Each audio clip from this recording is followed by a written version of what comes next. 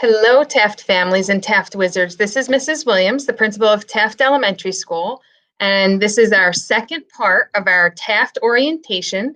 This presentation is for parents and students. There's a lot of information in this presentation, so please bear with me through it all. I'll do the best I can to explain it for everybody. And this will also be shared with you as a PDF file, so you can read it later on at your leisure. So welcome to Taft Elementary School. Welcome back to our students who've been here in the past, and welcome to any of our new students and our first graders who are new to Taft. So like I said, this is going to have a lot of information. We're going to talk about major changes for this year, health and safety protocols, school hours and schedules, attendance policies, technology, safety drills, breakfast and lunch, recess, our Taft PTA, drop off and pick up procedures, visitors to the school, transportation, and I want parents to know that there are no bus passes this year. Also, we'll talk about our social emotional learning program and our new learning platform, Seesaw.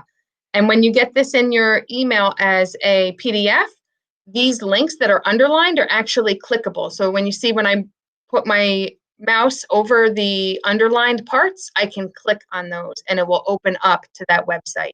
So you can do that when you have the PDF in your email. So some new health and safety procedures. We follow the Department of Health and the Center for Disease Control guidelines. Every single day, all employees, students, and visitors need to fill out a daily self-screening. So when you click on this, it's super simple to fill out. Each and every day, we expect people who are visiting the building that you fill that out, and it basically tells you that you don't have a fever, you feel healthy, you don't have any symptoms of COVID-19. Everyone who enters that building must wear a face mask or covering that covers both your nose and your mouth. We adhere to social distancing guidelines of 6 feet as much as possible. We also are going to be doing a lot more hand washing this year. Hand washing is always great, but we're going to make sure that we have it a part of our day, as well as some hand sanitizing. There are signs and shields around the building, so you're going to see when you come in that there's signs to remind social distancing and hand washing, as well as signs on the floor for students to stay on the right and staff members to stay on the right in the hallways. And also some shields, some plastic shields that are barriers in offices and spaces where a lot of people are interacting. We also have an isolation room this year in our health office. So if the nurse feels that there is a student who might possibly have symptoms of coronavirus, there's a room where they can stay isolated from anybody else and still be watched by the nurse. She has a glass window so she can see clearly. And the student will be attended to as necessary while we wait for the parent to come pick them up. And students with medical excuses this year. So this is like if you have, a twisted ankle, a broken arm, things like that. Typically in the past, you would sit in the nurse's office during PE and recess. This year, you won't go to the nurse's office. You'll just sit out at PE, whether it be outside or inside. So our health office is important to know. Mrs. Colleen Davey, and there's her phone number. She does do physical exams, or we do conduct physical exams at the school. She personally doesn't do them. So just make sure you have those forms filled out within the school year that anything that your child requires. There's new requirements that came out last June as far as the non-medical exemption, for immunization. So you want to make sure that your child has all of their immunization shots in order to come to school. If you have any questions on that, you can call Mrs. Davey. Make sure she has all of your updated emergency and health information. That's so important that we know all of the important things about your son or daughter. And if your child is sick, please keep them home. As always, we don't want them to get other children sick, but more importantly this year, if your child has any of the symptoms, upset stomach, fever, lack of sense of taste or smell, please just keep them home and have them checked by your pediatrician. If your child is absent, please send them in with a note upon the return if you're a hybrid student. Or if you're not a hybrid student, then you can email the teacher and or call the school nurse to let them know that they're absent for the day. And also make sure the necessary medications that your child needs are dropped off in person by an adult with an appointment. So make sure that we have all of your medication. So emergency contact information, make sure that you update that. There are forms that are coming home in the mail to our virtual students. And next week, our hybrid students will have a form coming home in their backpack. That's all, every year we update our emergency form. And if you want any more information about the emergency protocols and the health and wellness protocols, you can click this link in your document. New school hours this year. So school is now 8:30 to 3 o'clock. We are doing a staggered arrival, so buses start pulling in and dropping off as early as 8:20, which means parents can too. You may drop off anywhere between 8:20 and 8:50. The buses will be in front of the building. All cars need to be on the side of the building. Please do not pull in the front of the building, even if you don't see any buses, because the buses will be staggered in. Students won't be marked late until 9 o'clock, and then our dismissal begins at 2:50. So if you're picking your child up, you can be out there as early as 2:50 or 2:45 to get online. And just be patient out there. We have quite a bit of parent pickup, but we have a system to run through, and I'll get to that. So no cars again in the front of the school between 8 and 9 in the morning, and again between 2 and 3 in the afternoon, because our buses will be coming in. All cars must use the side parking lot, and when you're exiting the side parking lot during that pickup or drop-off time, please make a right-hand turn. If you're waiting to make a left-hand turn, the traffic is just going to back up behind you, and it causes congestion on Pullman Road. So please, right turns only during those pickup and drop-off times. The morning drop-off, I'm not going to read all of this to you. I'm going to show you the map and walk you through it. You did get an email previously with this information as well, but and you'll also have this in your documents. So morning drop-off. Okay, so let me see if I can explain this. Here's Tolman Road. The school is over here, and between these two cones that you see here, there's an awning outside. So when you pull in the parking lot, which is past the bus loop is out in front of the building. So you pass the bus loop if you're coming from town. If you're coming from the New Windsor side, you're coming into our parking lot this way. Follow the blue arrows. You're going to drive around this loop, follow the blue arrows, and it's a drop-off zone. So if it's 8:20, you could just let your child out. There will be 2 staff members out there to receive your child.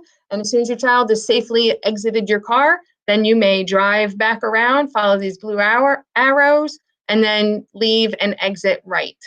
So that's the morning drop-off. It's pretty simple, straightforward. That's pretty much the same as it was in years past. Oh, I also wanted to say, if you do need to get your student out of the car, like if there's if they're in a car seat or anything, you can just park in any one of these parking spots. And then just be careful when it's time to back out, obviously, or pull out. You obviously don't want to hit anybody else. So you can park your car and then walk your child at least to the door, because we don't want your child walking through the parking lot without an adult. Afternoon pickup is a little bit different. So this year we're going to give every parent who's a regular walker, you're going to have a poster. So we printed out on big sheets of yellow paper with your last name. So you can use that to show when you come in the afternoon. And I'm going to not read this to you. I'm going to show you on this map. So the map I showed you before was just this front parking lot. Okay, so in the afternoon, you still come in the way you did in the morning. You follow these blue arrows to the awning. And here, you're going to show your sign of your last name. There will be 2 staff members out there. They're going to come over to you with a clipboard. You're going to sign your child out, and you show them the sign, because then they can be radioing inside for your child to meet you outside. So by the time you get to the pickup spot, hopefully they're there at the same time. So once you sign your child out, then you're going to continue to drive through the parking lot. There will be staff members standing here to direct you. And then you're going to go into our back parking lot where our staff park. And you're going to follow these purple arrows. And then at the end of this parking lot here, we have a walkway where your child will walk down the blacktop, and they'll meet you right at this corner. So you show that staff member your name, because they may not recognize your car yet, especially in the beginning. So if your last name is Williams, you would just show Williams, so they know, okay, they'll know the child's name, and the Williams child will be reunited with the Williams parent. And then once you have your child, you may pull right out. Take your time going through here. It gets a little tight in here, but 2 cars can fit. We tried it with a bus and an SUV, so there's plenty of room. and you just make your way out and turn right only again. If you need to park for your child, so once you get your child in the car and you need to buckle them up or help them carry something, there's plenty of parking here, and there's even more parking beyond. So there's plenty of parking spots over here where you would be able to park and assist your child into their harness seat. And this is more information about our afternoon dismissal. So again, bus passes won't be issued. In the past, if you wanted your child to take a different bus to a friend's house or to a neighbor's house or something, well, a neighbor would be the same bus, but we're not able to switch buses this year. This year, our bus garage took into account the guidelines from the CDC and the Department of Health, and we are limiting the number of students on the bus. So it's approximately 22 students on a bus.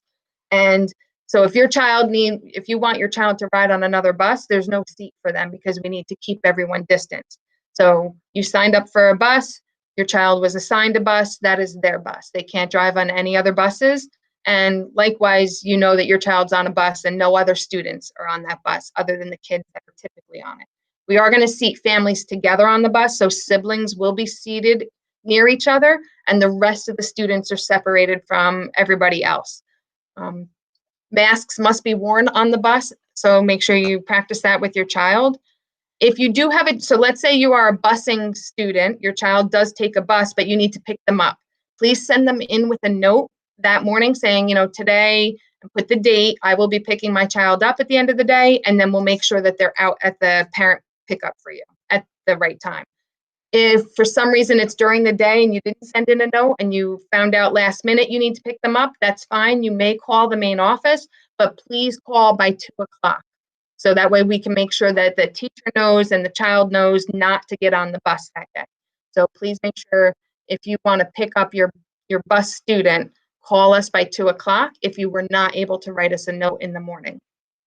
And we do have some actual walkers. We do call all of our students who get picked up walkers, just because it's easier than saying the parent pickup students. So walkers is just easier. But we do have actual walkers.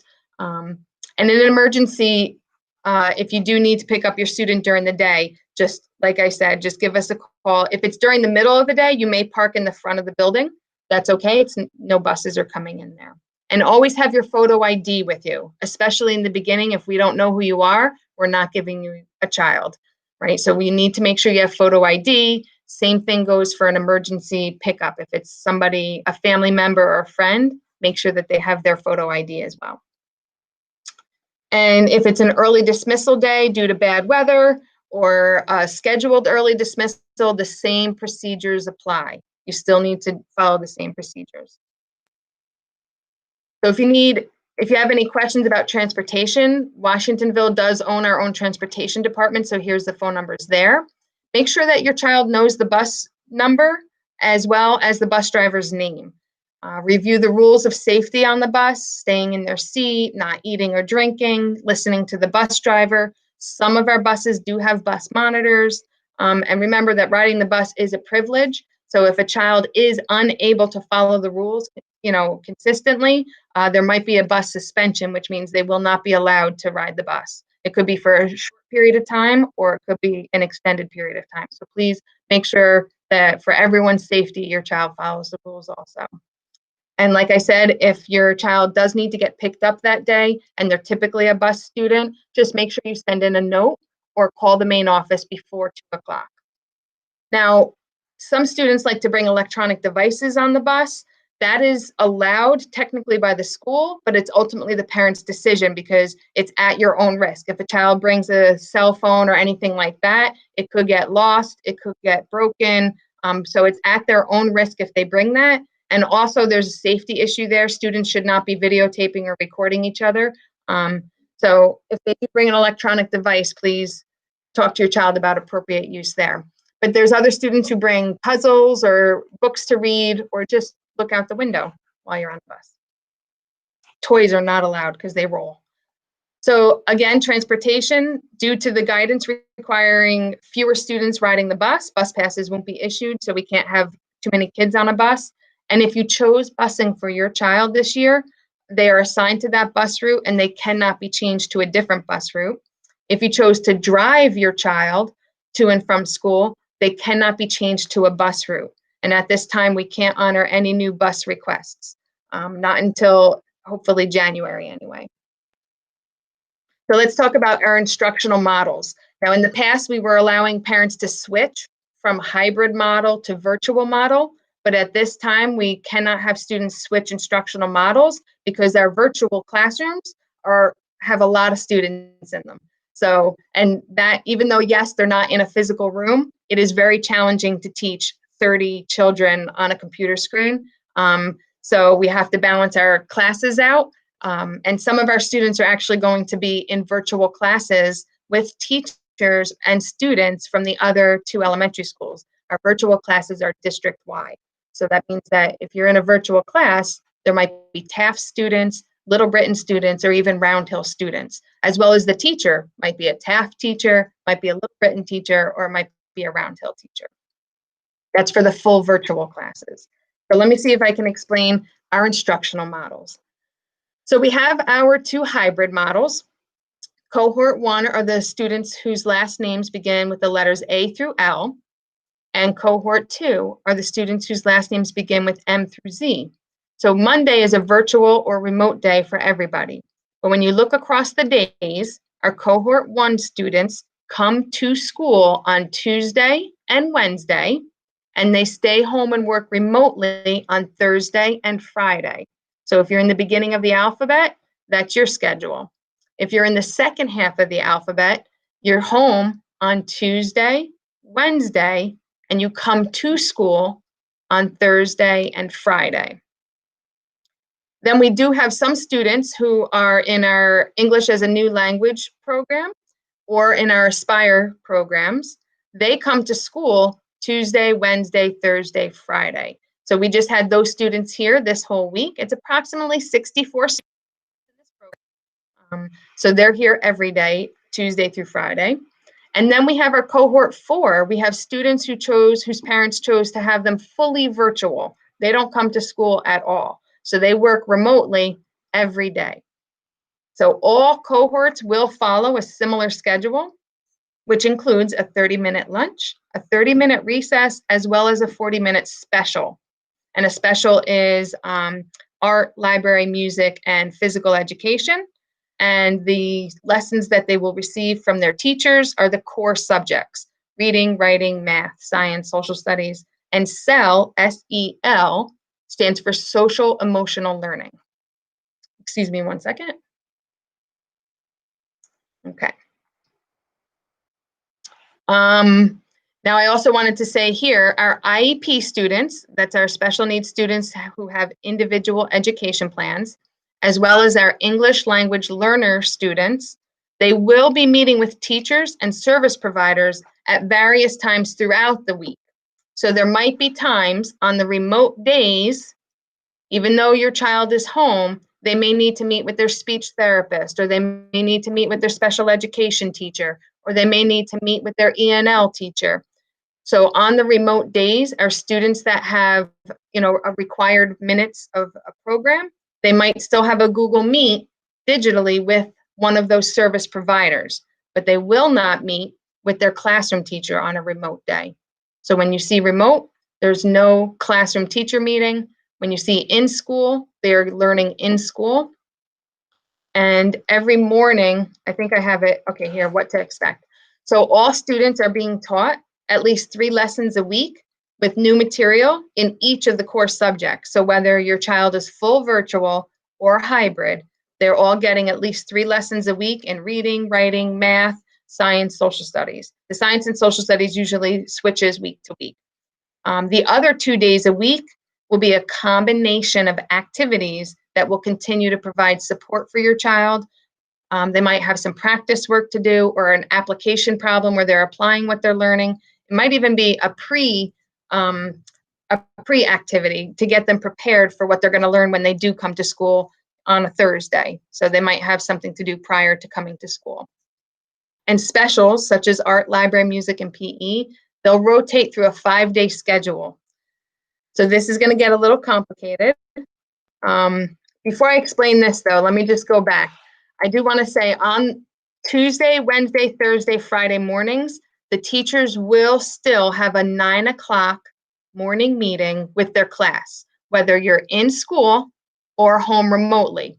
So this coming Tuesday, the in-school students will be in their classroom, and the remote students in that hybrid model for that class are going to come to a Google Meet in the classroom so the teacher can meet with the whole class still. Half of the students will be physically here and half will be home.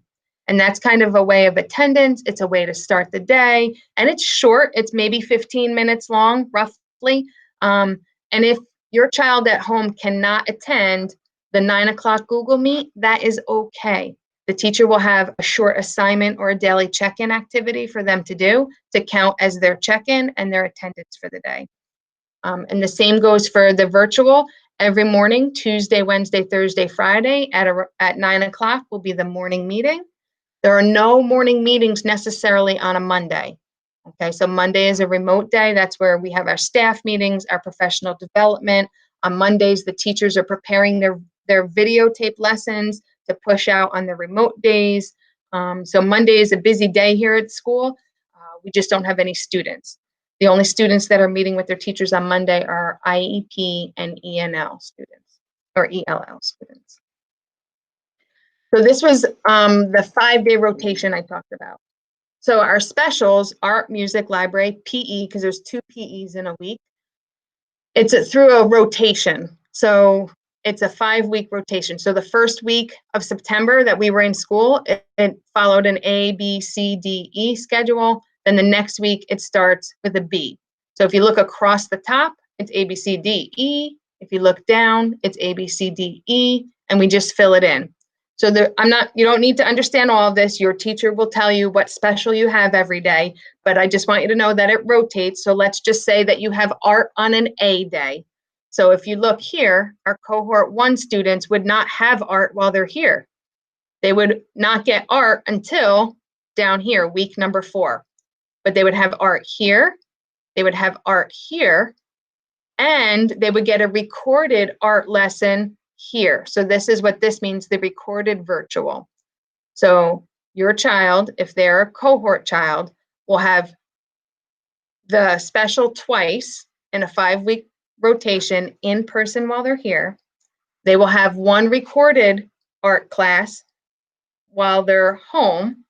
Then the other 2 days a week, they would have choice. So your child can choose to do art, music, library, or PE. Those special area teachers have created choice boards for the students for the month. So the student can choose whatever special they want. And it's their one and only chance that they literally get to choose what they're doing. And they don't have to turn that assignment in or anything. It's a choice for them at this point. And just thank you again for all the parents for being so understanding with our flexibility and changing. So the fully virtual students, that's the yellow columns. So our fully virtual students who are home, let's just say again, A day is art for you, because A is art.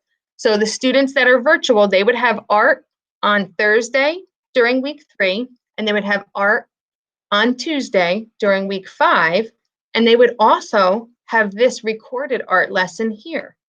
So even if the child is virtual, they're still getting their 3 specials. And if they're hybrid, they're getting 3 specials in 1 week. And eventually they see the 1 special 3 times in 5 weeks. It's okay if you don't understand that. I just want you to know that the kids are rotating through their specials, so it's equitable. They have everything. Attendance. So all students are responsible to attend school 5 days a week, regardless of their cohort, because school is Monday through Friday. So students are expected to work on their schoolwork each day, and parents, you may need to help your child balance their assignments across the week, because teachers might be pushing out assignments for 3 days. It might be 3 days worth of assignments. We don't expect your child to do it all in one day. The teachers are going to try to guide the students, especially our younger students, to say, do this on this day, do this on that day. But the children may need some support with that, just to kind of balance out all of their work across the 3 days that they're home. Same thing for the virtual students, they may need some help. So on remote Mondays, teachers will send out an assignment to complete and submit for attendance that day. Tuesdays through Fridays, the teachers are going to hold those 9 o'clock morning meetings, which counts as attendance, but also gets them started for the day. If they can't attend that morning meeting because they're a remote student, they're at a babysitter or whatever, that's fine. The teacher will push out an assignment for them to do to check in. So that way they will be counted for attendance. If for some reason your child is sick that day and they're not able to do any schoolwork, just email the teacher, call the health office, let us know that they're absent. But it is expected that students will engage with schoolwork 5 days a week, whether they're here or home. So just be mindful of that. So boys and girls, if you're listening, you still have school to do every single day. Mondays is not a day off. All right, so Seesaw. Excuse me. In the past, we have used Google Classroom. What we've decided this year is, I know it's a new thing, everyone is struggling, but I promise that it will be better once we learn Seesaw, because Seesaw is a much easier platform for students, parents, and teachers. This is a link here. You could watch. It's a 2.5 minute, 2-minute, 45-second video of what Seesaw is, and that also brings you to the Seesaw website. There's an app that you can download, so that will help you understand how teachers are going to utilize Seesaw to post assignments. Students can interact right then and there. It's a lot more user-friendly. For students that can't read, the directions can be audio recorded by the teacher.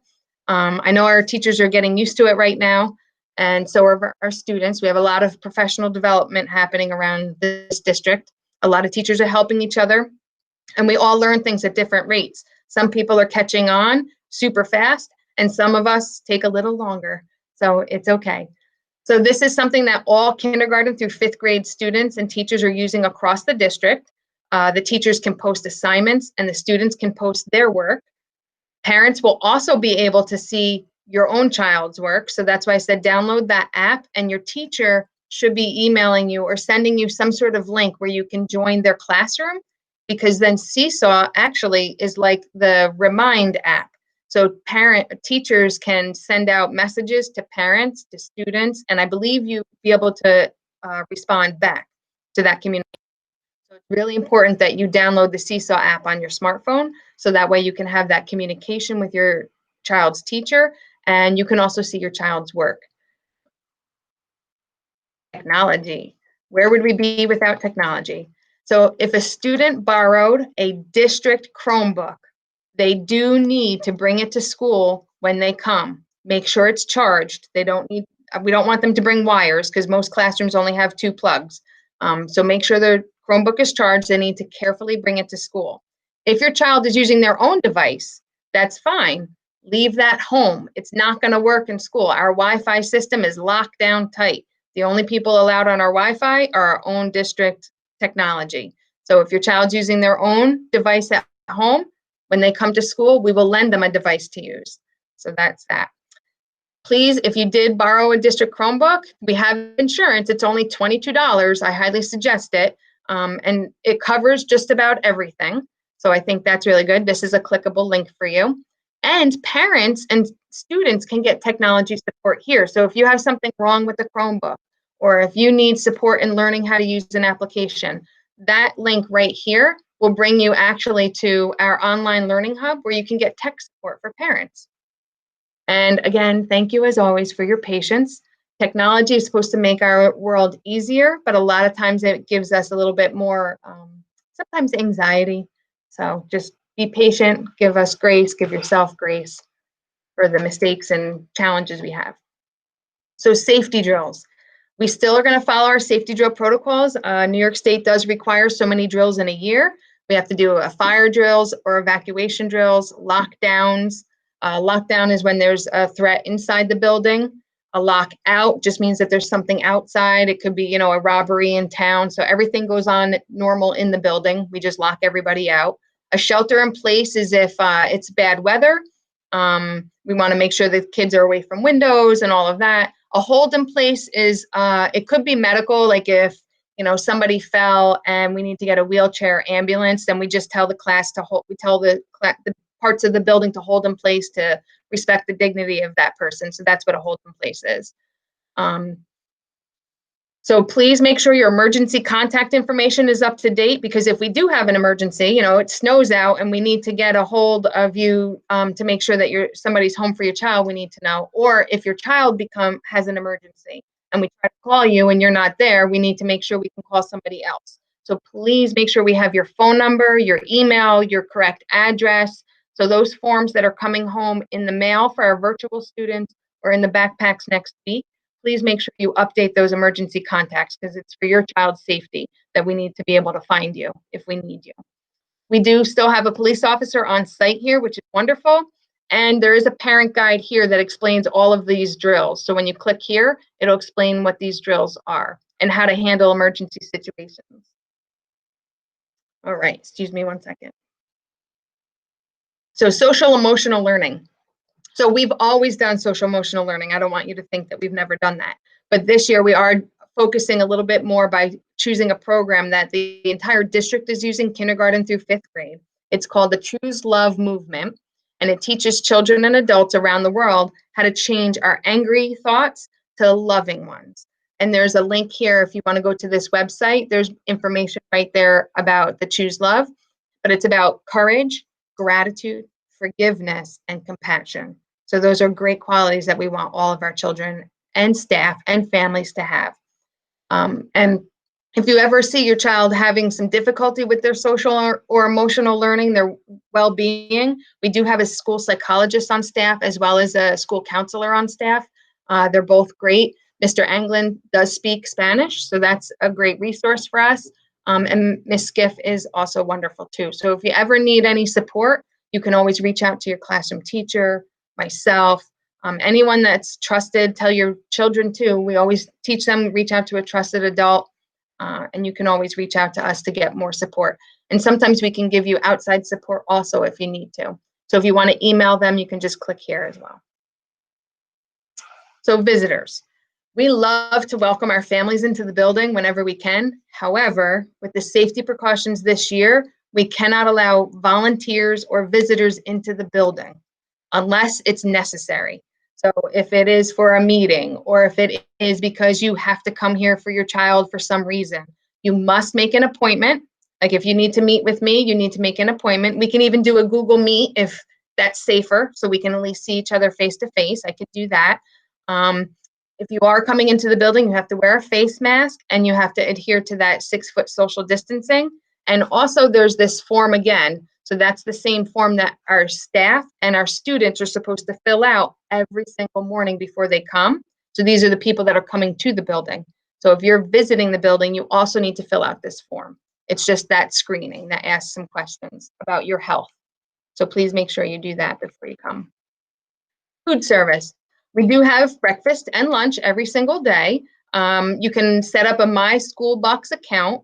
And if you go to the food service website, yes, you can get the menus there, but you can also get a ton of information all about our food service program. And Mr. Gelman is the person to contact if you have questions.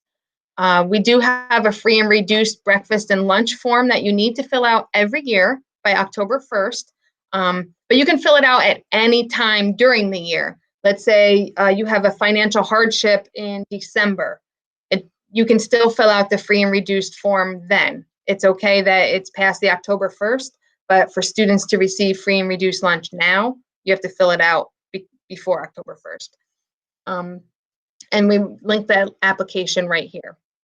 And right now, actually, until December in New York State, all breakfasts and lunches are of no charge right now for parents. So if you really need your child to have a breakfast or a lunch here, you can do that.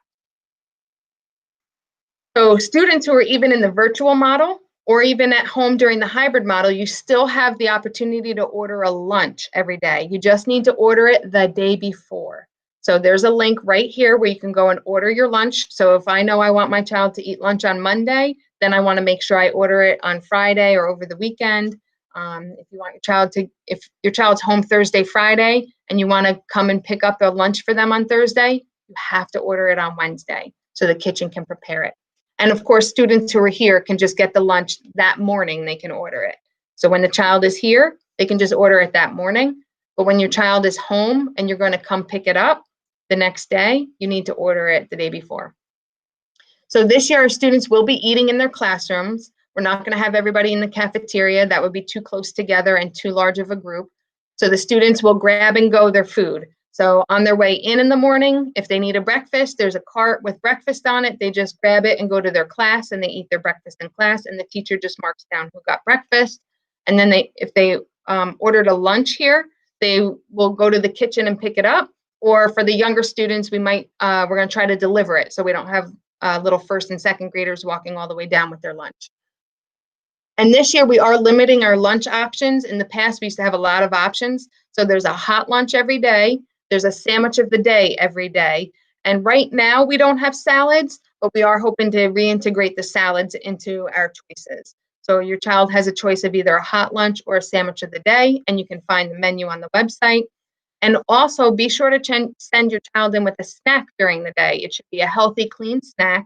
The students do eat lunch in the middle of the day, but it's a long time to be here. So usually teachers have a snack time in the classroom. So make sure you send your child in with a snack every day. So for recess, we do have recess. It is 30 minutes every day. And even if you're virtual, you get a 30-minute recess from your work. Your child who's here will participate in activities at recess. We have stations set up outside. And the monitors who are at the station with your child, they'll rotate the stations each day. So we are able to use our playground this year because students will be washing their hands before and after. So if they're on the playground on Tuesday, they won't be on the playground on Wednesday. And the recess monitors will keep track of the rotation. Our PTA painted some really nice things on the blacktop back there, so the students can play games and do things on our blacktop, and the students stay with each other in their own class. Please make sure your child is dressed appropriately. We go outside even when it's cold out. When it's 20 degrees or warmer, we are outside. So if it's colder than 20 degrees or if it's pouring rain, then we will stay inside. But most of the time we are outside. The kids need that fresh air. And especially now with the mask breaks, we do those outside as much as possible. Oh, so here's the new guidelines for recess. So I talked about the stations. They will be washing their hands before they go out, and again when they come in. Students will remain with their own class. So in the past, it used to be all third grade out on the playground, running around, mixing up with each other. This year, we're not doing that. So every class stays with their group. They don't mingle with the other students in the other classes. And students with medical excuses, like I said earlier, will not come and sit in the nurse's office because we want to keep kids out of the nurse's office unless they really need to be there. They will just sit out at recess. So some other new items this year. So unfortunately, due to the pandemic, when we had birthdays or holidays or classroom celebrations, students would bring in a treat for the whole class. Maybe their mom would cook cupcakes or their dad would drop off some snacks, whether it be homemade or store-bought. We are not allowed to have snacks this year in any of our elementary schools that are shared with the class. Okay, so please be mindful of that. I'm apologizing ahead of time. So for your child's birthday, we would still celebrate it. We can sing happy birthday and do something special with them, but we don't want to share snacks in the classroom. We don't want somebody bringing in a box of cookies from their home and then everybody's, we don't know who touched it and then everybody else is touching it. So we're just minimizing that by not allowing any shared snacks in until further notice. Our 5th grade instrumental music lesson. So if your child is in the 5th grade and they would like to learn to play an instrument, Mrs. DePasquale is doing a wonderful job. Unfortunately, it does have to be virtual, which is not her preference. But again, your children are only here for 2 days a week, or they're 100% virtual. So if your child's here only 2 days a week, we don't want to pull them out of math or reading or a lesson in the classroom so they can learn a musical lesson. They're going to do their music lessons virtually. So you don't need to the children don't need to lug their instruments back and forth to school either. So they can still practice at home daily, and they can have their virtual lessons with Mrs. DePasquale on Google Meet. So she has more information for you about that. And coming soon, we are providing we will have our Food for Kids program again this year. And more information is coming out soon. So this is a non-for-profit organization in our community where a bunch of community organizations and affiliates are working together to feed children who could use a little extra support over the weekend. So more information will come out about that. If you'd like to participate in that, just look for the form. And I think this year we're going to do a digital form because it'll be much easier so we can reach our virtual students as well as our hybrid and in-person students. So staying connected is very important. So I use the Blackboard Connect. Those are the phone calls every day, the emails, the text messages. It's automated, but you need to make sure that we have your correct contact information. Make sure we have a phone number and an email. If you're not getting the phone call or the email, then please call our main office or send us an email so we can check and make sure. I found out somebody had a wrong number and that person called me and said, please stop calling my number. So somehow along the way, the phone numbers got switched. So please make sure we have your up-to-date contact information. Then there's also Parent Portal. So this is where you can go on to our school tool application on the district website, and you can access your child's attendance, contact information, so you can see who you have listed for your child for emergency contacts. You can check to see if your phone number and your email are accurate. So this is really important. And you also actually have access to their grades and report cards, their state assessments, if that applies to you. All of that information is on the Parent Portal. So it's really important that you set up a Parent Portal account. There is a form here. I will tell you this link brings you to last year's form, but it's the same form for this year. This year's form is not up on the website yet, but it's the same information. You would need to, we prefer that you email the form in with a photocopy of your driver's license just to prove that it's you. And then once we set up your account, you'll get an email with the temporary login information, and then you can create your account so you can see your child's information. All right, our PTA, our Parent Teacher Association. They are extremely active. They do so much for our students. They provide a lot of support and fun activities for the families and for the children. But because of this year's pandemic, unfortunately, there's some things we're not going to be able to do. So they have kind of revamped some of what they're doing, and they still want to provide a lot of fun and a lot of support for our families. So please get involved. I think it'll be interesting. We're going to have some digital activities this year. They're still doing fundraisers because we still want to do some special events, like they painted the ground outside for our children, so that cost money. They're also going to help provide us with things in the building for storage for the hybrid students. So they're still providing for your children, and it does cost money. And they buy books for your kids. It's really phenomenal. So please get involved. There's a beautiful letter here from the PTA, and then here's the membership form where you can join. They also have a Facebook page, so make sure you follow them there. And they also have an Instagram page, so make sure you find them on Instagram because they share a lot of information that way. So I had this in my previous slideshow. I just want to say that we're all doing brand new things this year, and it is a year of change. So I thank you in advance for your patience, your understanding, for giving us grace, but also for yourselves. You need to give yourself some patience and understanding and grace as we figure this all out. I know we want things done a certain way. I've been in education 21 years, and this is the first time I've ever had to do something like this. So all that information that I knew how to do is now completely different, but I can take that and apply it now. We're going to make some mistakes along the way, and I apologize in advance for that. I'm always, trying to learn from our mistakes as well as our teachers. There will be changes made because sometimes we'll try something out and we'll say, wow, that didn't work. Let's change it. This will make it better. So we're constantly changing and adjusting to make it better, not to make your life worse. Hopefully it's to make it better. So let's support each other. Let's support ourselves and be patient with ourselves. This is challenging for everybody, parents included, teachers, and our students, and the administrators. We do have over 550 students in this school with a variety of needs. So I know if we decide to do something, it doesn't work perfect for you, but know that it's working perfect for somebody else and vice versa.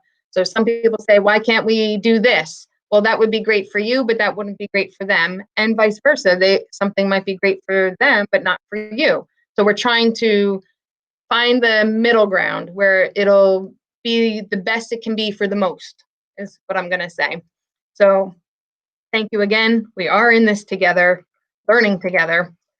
So upcoming dates, September 28th. We don't have any school. It's the Jewish holiday. No, when it's a holiday, there will be no schoolwork assigned. Definitely no Google Meets. Now, your child could do schoolwork while they're home, just like on the weekends, but the teachers won't be assigning anything.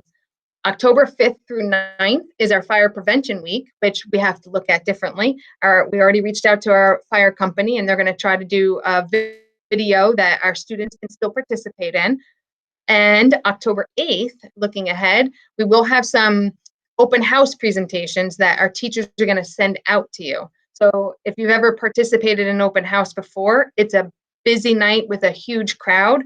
So we can't do that this year. We don't want large crowds in the building. And quite honestly, I'm sure some of you wouldn't want to come if it was a large crowd. So our teachers are going to record videos and push those out to you, so you get to understand what the classroom is like and what the curriculum is like for your child, for your grade level. And then you don't have to worry about conflicting times, because I know some parents that have multiple children are torn between different grade levels. So now you can watch it at your leisure all during the week. October 12th is another holiday. So again, no school, no assignments will be posted, no Google Meets. And then October 21st and 22nd, we're trying to schedule our picture day. So we are in contact with the picture company, and they're taking a lot of safety precautions, and so are we. So it's going to be one class at a time, one student at a time for the hybrid students. So that's why we're doing it on 2 days. And there's also going to be an evening for our virtual students. You can sign up. You can sign up for a particular time, so it's not a crowd. It'll be a staggered, photos. So there might be a few people here, but it won't be a crowd. If you don't feel comfortable with that, it's okay. We're going to try to work with the picture company, because we want to make sure that all of our students are still in our yearbook, even our virtual students. So we're going to figure that out together. Again, we've never done this before, but we want you to know we're still going to have a picture day, because we know that's an important part of coming to school. I still have my school pictures up somewhere in this office. And finally, the end of October is Red Ribbon Week, which is about having a healthy lifestyle. So it's like an anti-drug, healthy lifestyle week where we do different activities and things like that for our students. So here's all the different ways that you can stay connected with us. We have our website. There is a Washingtonville Wizards app. I believe it's still up and running. I probably should have checked that before I left that on here, but there's an app. I have a Taft Instagram where I try to post things on there. Sometimes I apologize, I don't get it on till the weekend, but sometimes it's quite busy here during the week. We also have a Taft Twitter. So when I post to Instagram, it automatically goes to Twitter. I'm not really on Twitter that often, but definitely check our Instagram page. Our district has a Facebook page. Taft does not. And the district also has an Instagram page. And then the district has a Twitter page. And as always, you can always call us or email. You by now should know how to get a hold of me. And if you do ever post anything to your social media, you can use these hashtags, which will then link them all together. So when you click on the hashtag, you'll get to see all of the pictures that are related to those hashtags. So that is all that I have for you, ladies and gentlemen. I hope that this didn't bore you too greatly, and I hope you learn a lot and watch it over and over again. And everybody have a great evening. I just need to stop the recording. And again, thank you. Welcome to Taft. And please let us know if you have any questions.